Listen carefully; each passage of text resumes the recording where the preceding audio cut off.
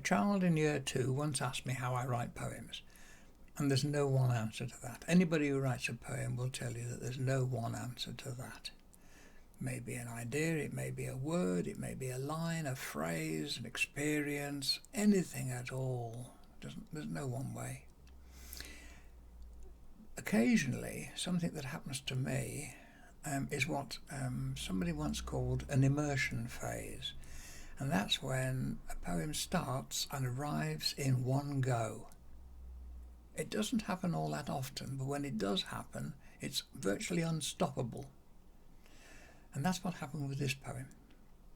These poems arrive, they're hardly ever edited. In fact, this one's never been edited.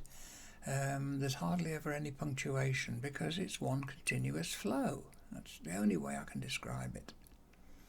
The problem, however, is that when I read them aloud, I tend to read them too quickly, simply because it's a continuous flow.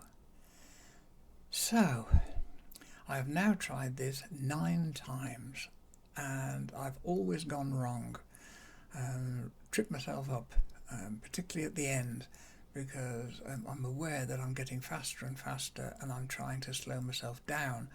So I'm splitting my mind between trying to read and trying to control how quickly I read. So now I'm going to try it again. Here we go.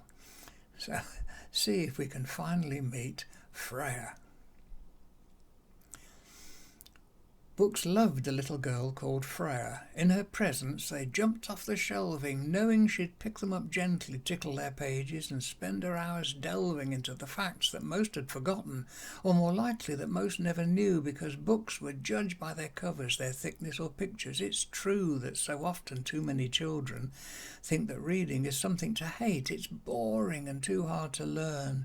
As for Freya, her fortunate fate was to be found by a book in a room where nobody else would go.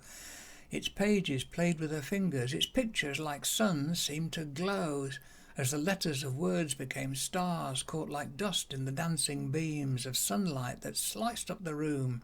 As the book opened up worlds of dreams for reliving 1,000 lifetimes during endless hours, when she looked at the world through the eyes of writers who, like her, had been found by a book on shelves that one day will be joined by books with her name on their covers, when her own worlds will be held in the hands of all those future book-finding others.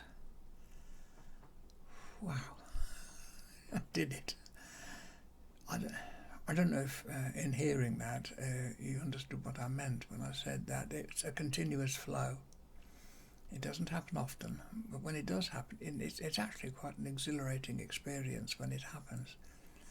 But by heavens, they're quite hard to read aloud. I'm going to go and have a coffee now.